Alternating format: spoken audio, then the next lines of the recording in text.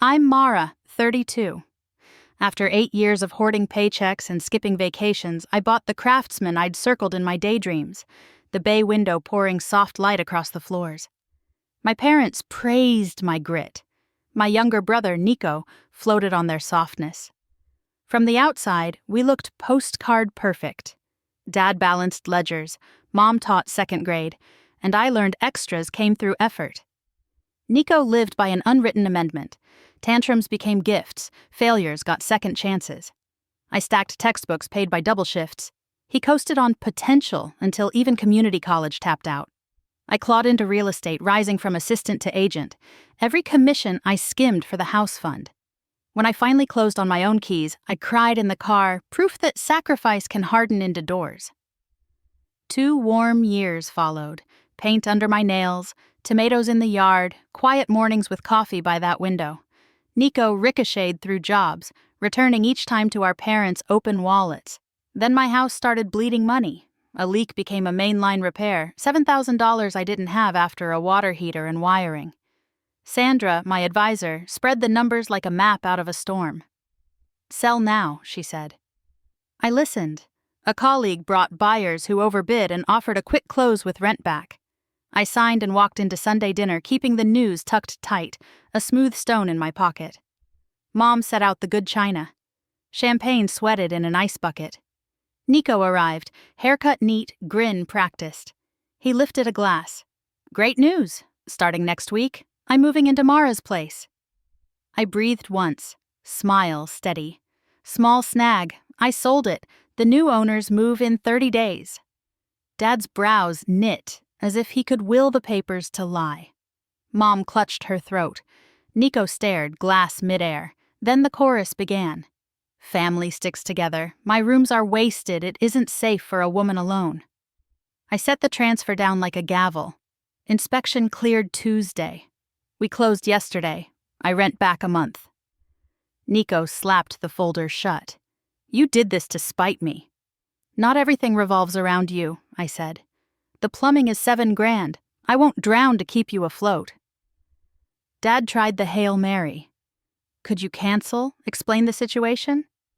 "So I get sued so Nico can nap in my office?" I kept my voice calm. "No." Nico shoved back his chair. "I already gave notice. I'm out at month's end. Where am I supposed to go? Anywhere that isn't my deed."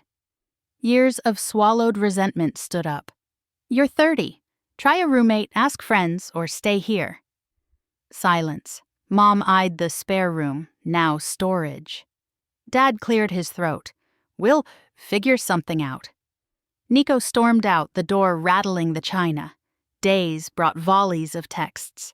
Nico accused, negotiated, circled back to accusation. My replies stayed spare. Sale was financial. Your housing is your responsibility. Mom tried barter. Buy a bigger place for 6 months. I signed a 1-bedroom instead. Brick windows, rent I could breathe under. Nico showed up uninvited, contrition thin. "Loan me first and last. I'll pay you back." "We've done this dance," I said. "No." He left in a huff. An hour later, Dad texted, "We'll clear the guest room. Nico can stay while he searches." A shift. I packed boxes in bay light, lighter than I'd felt in years. Endings, I realized, are beginnings in different shoes.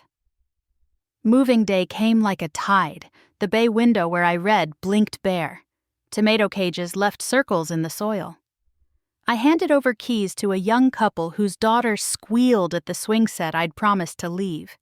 In my new 1-bedroom, concrete floors and brick made their own kind of quiet. Fewer bills. I slept through the night. Meanwhile, my parents did what I'd said was possible. They took Nico in with rules. Rent due on the 1st, dishes rinsed, no music after 10. He protested, then adapted. A week later, Dad called. He asked me to mock interview him. 2 weeks after that, Nico texted a photo of a cheap tie. "Wish me luck." He landed a marketing job downtown. We tested the new truce at Sunday dinner. Nico showed up early, sleeves rolled, set the table without being asked. He cleared his throat. "I was unfair to you." Not grand, not theatrical, just true. I get why you said no. I nodded. I'm proud you figured it out. Spring slipped into summer. I built an emergency fund, paid every card to zero, took a weekend trip I'd postponed for years. When the right listing appeared, a modest 2-bedroom townhouse with sunlight and a walled garden, I ran the numbers, not the fantasies. The mortgage penciled clean.